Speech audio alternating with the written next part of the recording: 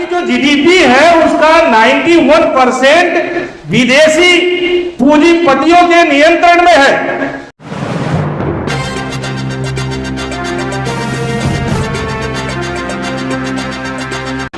साथियों, आज राष्ट्रीय पिछड़ा वर्ग मोर्चा की प्रदेश व्यापी परिवर्तन यात्रा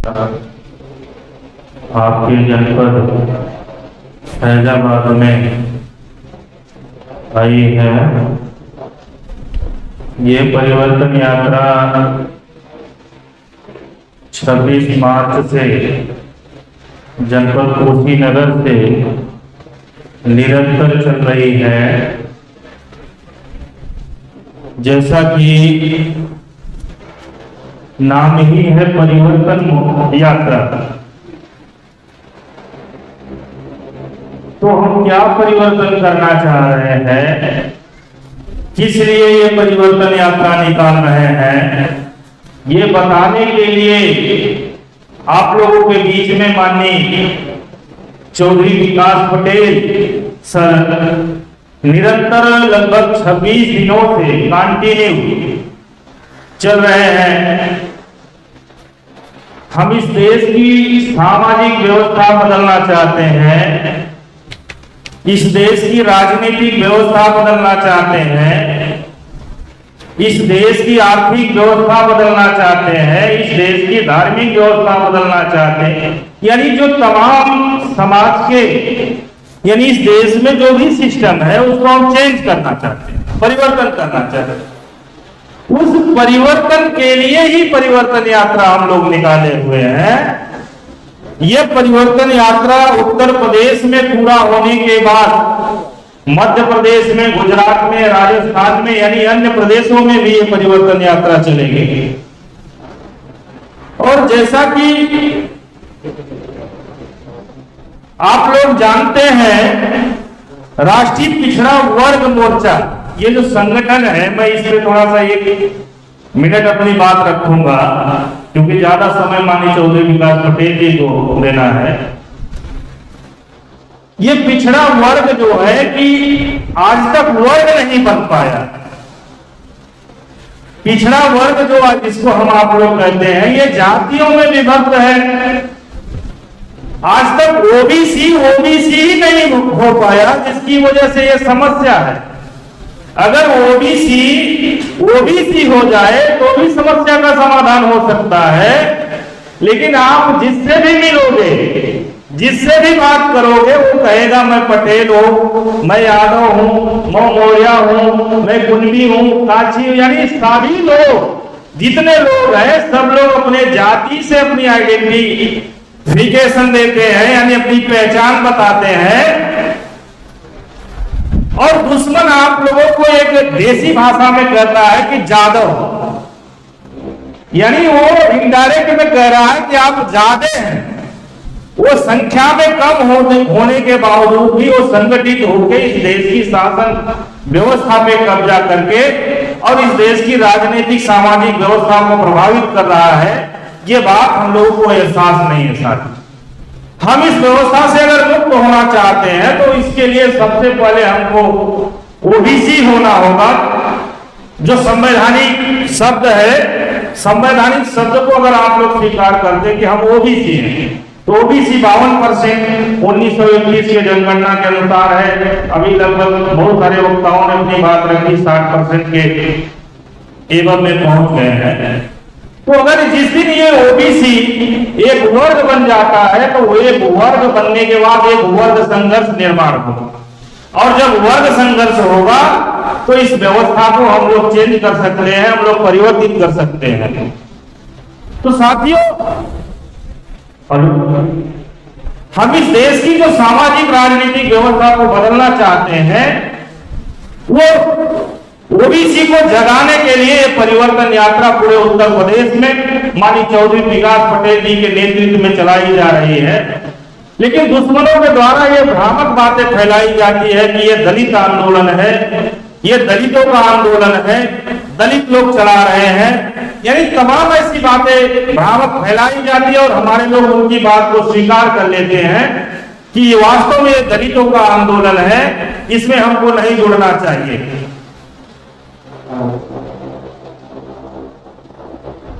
दलित आंदोलन की वजह से ओबीसी नहीं जुड़ पाते और ओबीसी न जुड़ने की वजह से उनके अंदर परिवर्तन संभव नहीं है। यानी आज जो भी आंदोलन चल रहा है साथियों, आप इसके अतीत में जाओगे तो सारा का सारा, अगर आज के जाति व्यवस्था के अनुसार आप देखते हो तो सारा आंदोलन ओबीसी, एक दो लोगों को छोड़कर सारा आंदोलन ओबीसी के लोगों ने चलाया। तथागत बुद्ध ने, साहू जी महाराज ने, ज्योतिबा राव फूले ने, शिवाजी महाराज ने, पेरियार एबी रामास्वामी नायकर, ललई सिंह यादव, यानी जितना भी आप परिवर्तन का आंदोलन देखोगे सारे ओबीसी के लोगों ने चलाया।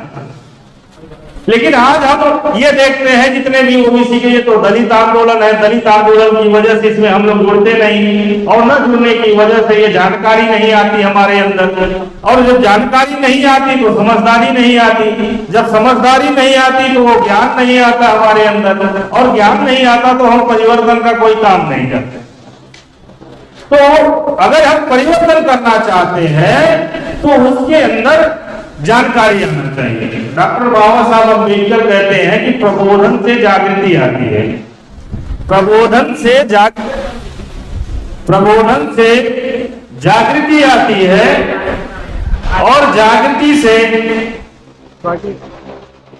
जागृति से चेतना का निर्माण होता है, चेतना से शक्ति का निर्माण होता है, और शक्ति से ताकत आती है, और ताकत से परिवर्तन किया जा सकता है। तो सारा काम प्रबोधन से होता है। तो प्रबोधन करने के लिए माननीय चौधरी विकास पटेल आप लोगों के बीच में आए। जैसे भारतीय संविधान लागू हुआ, उसका article 19 right to speech, right to expression का अधिकार देता है, यानी बोलने की स्वतंत्रता देता है। लेकिन आज के दौर में जो शासक वर्ग है आपके बोलने की स्थिति को ही बंद करना चाहता है। अगर आप बोल रहे हो, जगा रहे हो, तो आपकी बोलती बंद की जाती है। उदाहरण के लिए एक बात बताया जाए कि आपने गांव में जो लोग रहते हैं, सभी लोग गांव हैं, गांव देहात से रहने वाले लोग हैं, कि जो देसी मुर्गा जिसको हम लोग बोलते हैं वो भोर में बोलता है, और जब मुर्गा बोलने लगता है तो लोग उसको पकड़कर पहले ही काटते हैं कि अब ये बोलने लगा है, इसको उड़ा दो। तो जो बोलने की स्थिति है उसको ही आज हमारे लोगों को धमकाया जा रहा है, रास्ते से हटाया जा रहा है। यानी आपकी आवाज को बंद करने के लिए तरह तरह के हथकंडे अपनाए जा रहे हैं। यानी लोकसभा में जो हमारे प्रतिनिधि है उनको बोलने के लिए मना किया जा रहा है, विधानसभा में जो प्रतिनिधि है उनको बोलने के लिए मना किया जा रहा है, जो सामाजिक काम कर रहे हैं परिवर्तन के लिए उनको बोलने के लिए मना किया जा रहा है। यानी अपनी बात ही न कह पाए।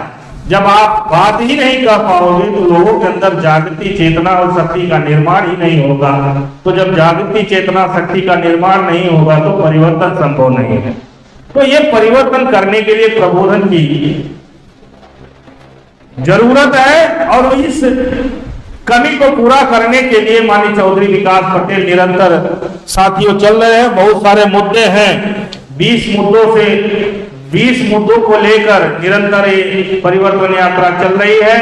उसमें जाति आधारित जनगणना, एमएसपी, ईवीएम जो महत्वपूर्ण मुद्दे हैं, जैसे आप लगभग 1 से 1.5 साल तक किसान दिल्ली के बॉर्डर पे धरना दे रहे थे, उसमें एक एमएसपी यानी मिनिमम सपोर्ट प्राइस के लिए, यानी जो मिनिमम समर्थन मूल्य जो है इसके लिए वो धरना दे रहे थे। एक कम से कम एक सपोर्ट प्राइस लगाया जाए हमारे वस्तुओं को जो हम पैदा करते हैं, आलू, गेहूं, गन्ना या जो भी पैदा करते हैं। आप धरना सेठों के द्वारा जो वस्तु पैदा किया जाता है उसमें अधिकतम मूल्य लिखा जाता है, यानी अधिकतम मूल्य 1 रुपए, अधिकतम मूल्य 20 रुपया, अधिकतम। किसान क्या मांग कर रहा है? कम से कम हमारा एक निर्धारित तो करिए। गेहूं हमने पैदा किया 20 रुपए का या 25 रुपए का पैदा किया, तो एक निर्धारित तो करिए कि हम इतने में जो है बेच सकते हैं। अब किसान से आपने 10 रुपए या 12 रुपए में गेहूं खरीदा, वही ब्रिटानिया के कंपनी में गेहूं बेच दिया।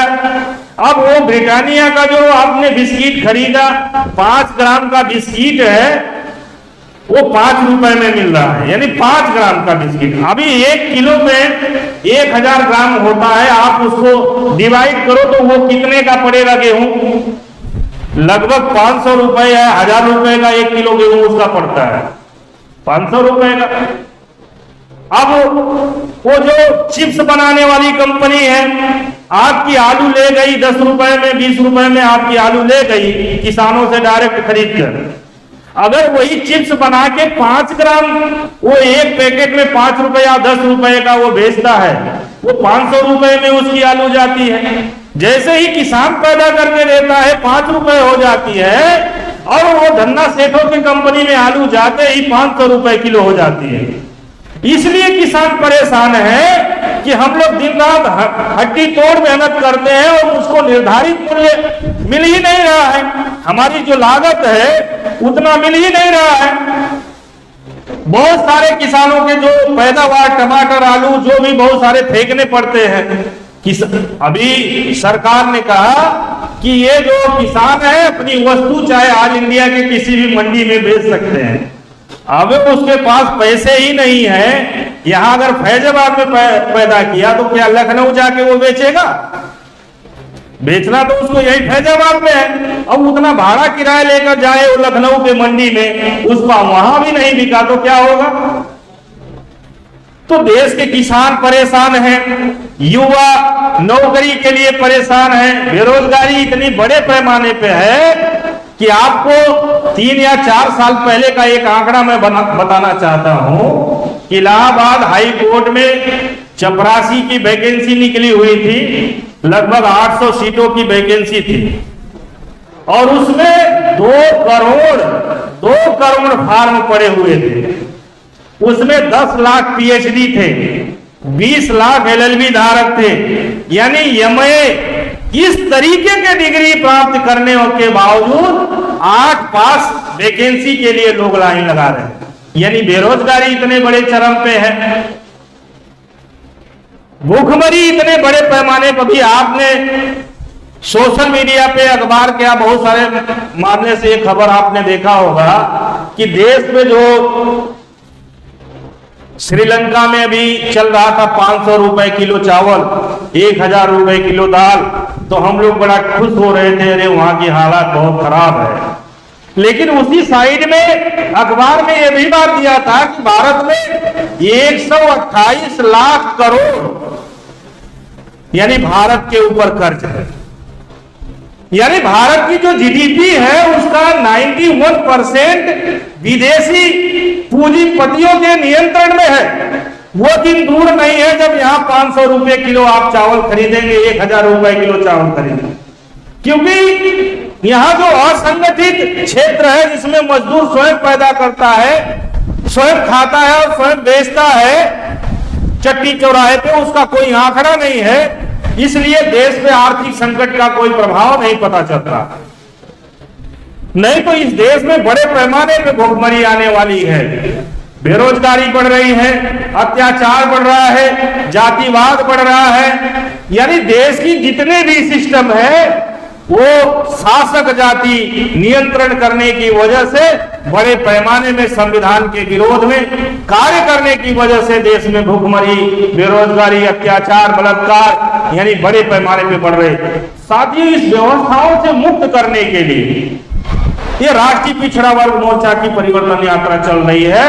अगर हम लोग नहीं चेतते हैं और राष्ट्रीय पिछड़ा वर्ग मोर्चा के बैनर तले इकट्ठा नहीं होते हैं तो आने वाले समय में बहुत भयंकर स्थिति होगी। ये देश गुलामी की तरफ बढ़ रहा है। अगर आप नहीं चेतोगे तो ये देश में SC ST OBC और माइनॉरिटी की हालत भेड़ बकरियों की तरह हो जाएगी। भेड़ बकरियों की तरह ऐसी हो जाएगी कि जैसे भेड़ बकरी होते हैं वो पेट पालने के लिए वो बच्चों को बेचते हैं, इस तरीके से आप लोगों को करना न पड़े। इसलिए राष्ट्रीय पिछड़ा वर्ग मोर्चा के बैनर तले इकट्ठा हो जाइए साथियों, और इस परिवर्तन यात्रा की जो विचारधारा आपको माननीय चौधरी विकास पटेल के द्वारा बताई जा रही है, इसको जन जन तक पहुंचाकर इस संगठन से जोड़ने का साथियों कार्य करेंगे। बस इतना ही मैं अपनी बात कहना चाहता हूं। आप लोगों ने मुझे ध्यान से सुना, इसके लिए आभार। धन्यवाद। जय हिंद, जय भारत, जय मंगल।